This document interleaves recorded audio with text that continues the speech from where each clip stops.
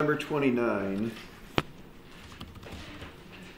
Let's see.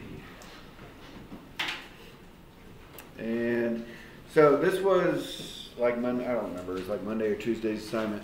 It says write the rule of each function. We're supposed to figure out what did they do to the x value to turn into the y value.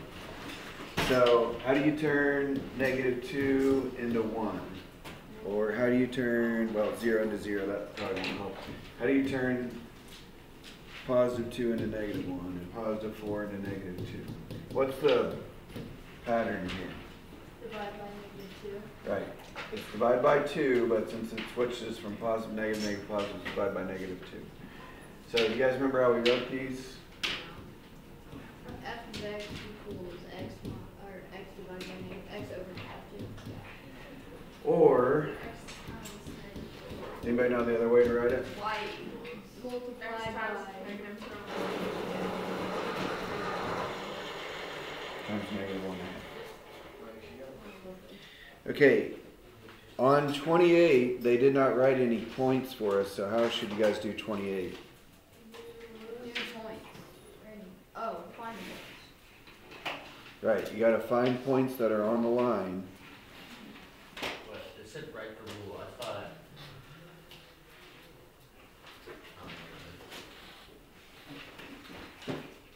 The rule means like what's happening to the x turn into the y, what's going on. 30 is one of the hard ones from that assignment, like I made a bonus on that assignment. So, yeah, I guess I'll just make it a bonus on this one too. All right, 31, 32, what did I put over there? 34.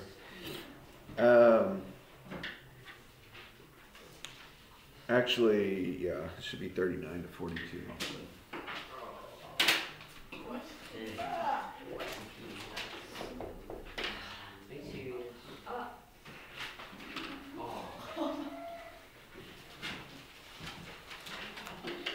Okay, the 31 through 34 is direct and inverse variation. That's the little worksheet that you guys just got back. So you probably forgot how this goes, but the directions say state whether each table represents direct, inverse, or neither, like if there's no relationship. It's not neither, I'll just tell you that. Neither of them?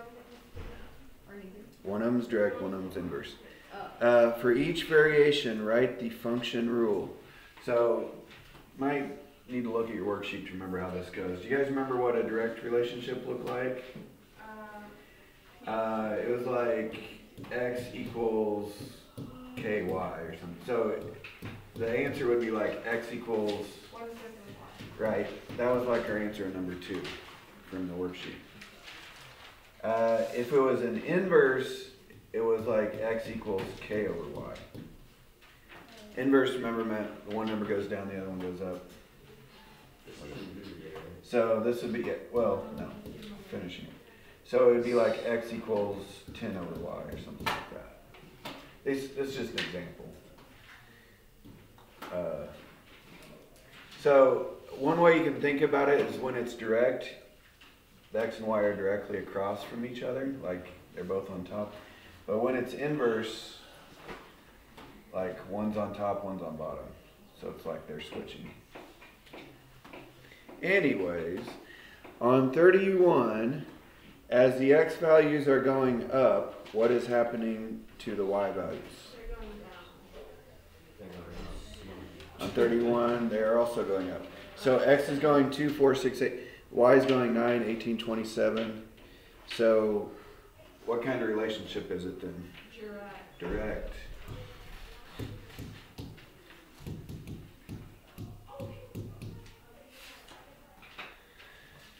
Okay, then we're supposed to write the actual relationship. So the way I had you guys do it was we could put x equals or y equals. Alright, fine. We'll do y equals. So what we did was we just put a k there and then we plugged in an x and a y value.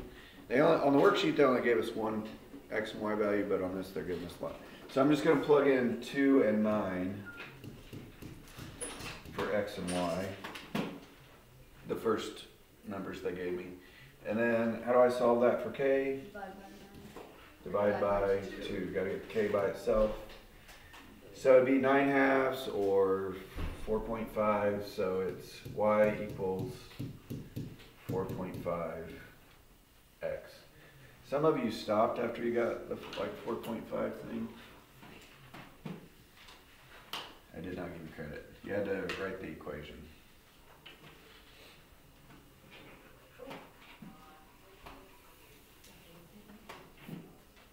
How did you figure out if it was direct or indirect? When direct numbers, when one number goes up, the other number goes up. Actually, I didn't do this, but on 31, technically we should make sure they're all like the x values times 4.5 equals all the y values, because if it changes, it wouldn't be direct. But it does work. Yeah, what? Is 34 like the same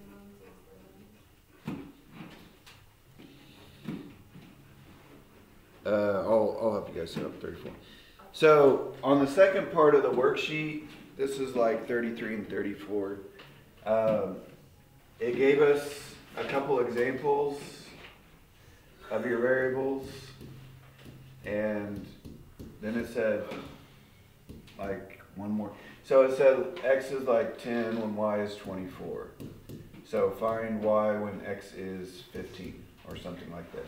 And we solve these problems by using this formula for direct. For inverse, it was actually easier. If x varies directly as y, then xy should equal xy. That's for like the second part of the worksheet. So it's like they give you two numbers and then the third number, and you're supposed to find the missing fourth numbers. So those are the two formulas you use. Maybe I should just leave that like over here. For direct, you can do x over y equals x over y. For inverse, it's x times y equals x times y.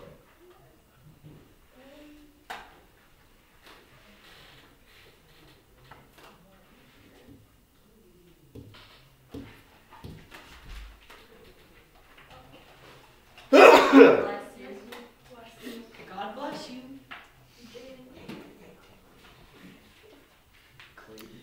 On 33, if y varies directly with x and y equals 8 when x is 5. So it varies directly. I'm going to be using this one. They're not asking us to write an equation. It says find the. Oh yeah, they are. Oh shoot! I thought it was going to be like the other kind. Okay, it's actually more like 31. Because it says write the function rule. So actually it's the same thing as 31. It says direct again, so I'm going to use the same thing. Y equals kx. So it says y is 8 when x is 5. So how do I solve that for k? You divide by 5. You could leave it as 8/5, or it's like 1.6. So the relationship would be y equals 1.6 x. Do you want it in decimal form? Okay. I think the book put, yeah, the book did put decimal.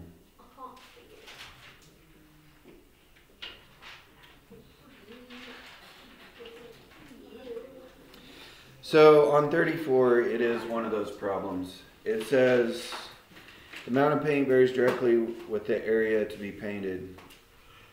So makes sense, right? The more area you have to paint, the more paint you need to cover it, right? So 2 gallons covers 690. So 2 goes with 690. And then the question is, how much paint to the nearest tenth of a gallon, so you have to round to the tenth place, will it take to cover the remaining 970? So where should I put 970? On the bottom. This is how much area we're painting. So If 2 covers 690, how much paint to cover 970? What's the trick to solve these kinds of problems? Cross multiply. It's 34, but it's not done. What?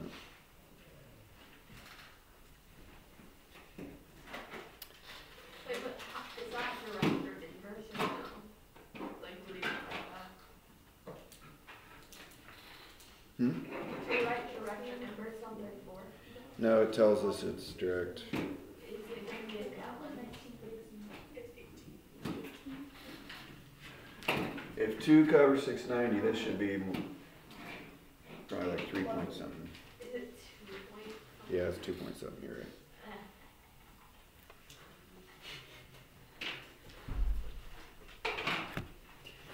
right. Alright. Then the last section, the 39 stuff, is graphing. So I'm going to jump to my graph paper. What about 35? Oh, no, No, I didn't put it on there. Oh, I could have, but maybe I should have. I don't know. Okay.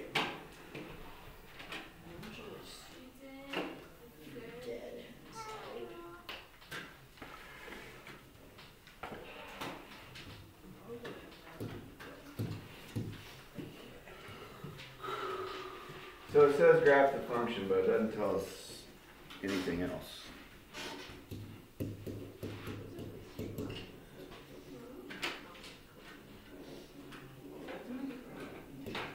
Before I graph it, yeah, one graph for each. What shape will this graph make? A V. And what did the +1 do to the graph? Up 1. So guess how I want you guys to graph this? With it starting at 0. I want you to make a table with, guess how many? 5. 5. -2, -1. So because the graph is moving up 1, it's still going to be in the middle. So that means 0 would be like our middle, the middle of the graph, x equals 0. So I'm choosing y values around 0, or x values around 0. If I plug in -2 for x, I get +2 plus 1, 3. If I plug in -1, I get 2. If I plug in 0, if I plug in 1, 2, if I plug in 2, 3. see it bounce going down, down, down, bounce up, up. Will it always bounce up if they're in order? If And you, it starts at 0? well, you can flip the graph if you put like a negative in front of the absolute value, but we haven't. And we are connecting lines. Yeah, because the domain is unlimited. We just chose a few. How do you know if there's going to be an arrow? If the domain's unlimited, it's going to go forever, so it's arrow. -2, 3. -1, 2. So it's a V that's moved up 1. Prize, prize.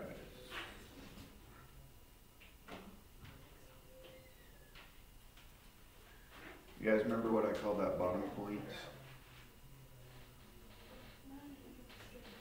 Oh, the vertex. Vertex.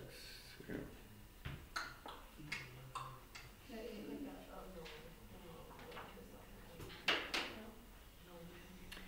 On the homework, we called that, like, moving up 1, they called it describing the translations.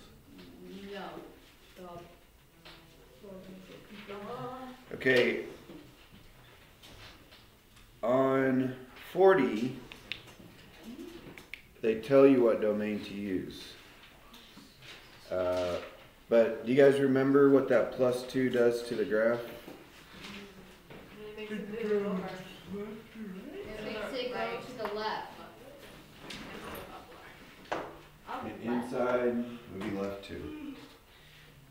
You don't really have to know that. You just make the table. Should the line be or the dots be connected on 40? Yeah.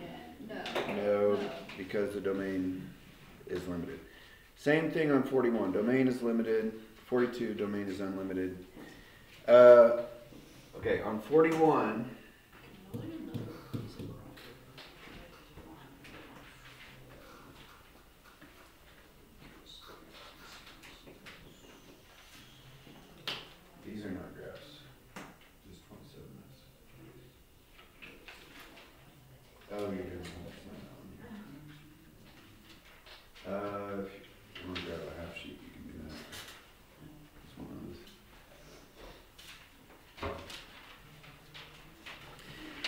What am I talking about? How is number 41 gonna move? To the right, down 3. To the right, 1, and down 3. But yeah, they tell us to use the same X and Y's. Our specialty.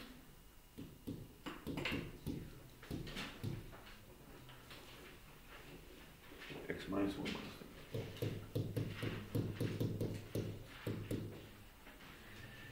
So if I plug in -2 minus 1 is -3. Absolute value of -3 is 3 minus 3, 0. If I plug in -1 minus 1 is -2. Absolute value is 2 minus 3, -1. 0 minus 1 is -1. Absolute positive 1 minus 3. 1 minus 1 is 0 minus 3.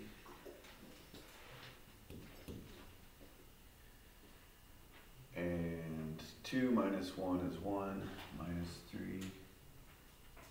It's -2.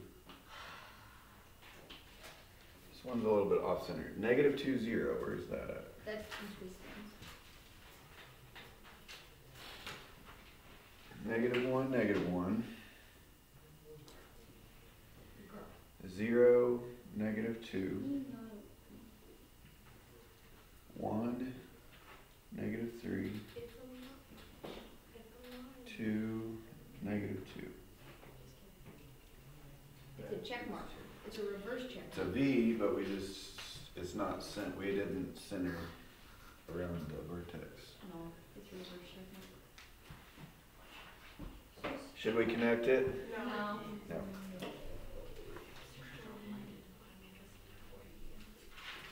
For fun.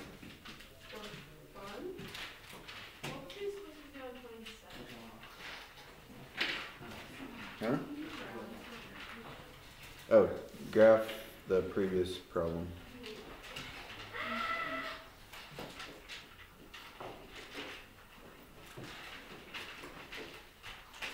Easton, did you turn in Wednesdays? I did yesterday. You turned in yesterday? Well, I mean, like, when we graded it, we took it. I didn't remember. If there's 3 people who did not turn in Wednesdays. I turned Clayton, Carolyn, and somebody else. Yeah. I already got back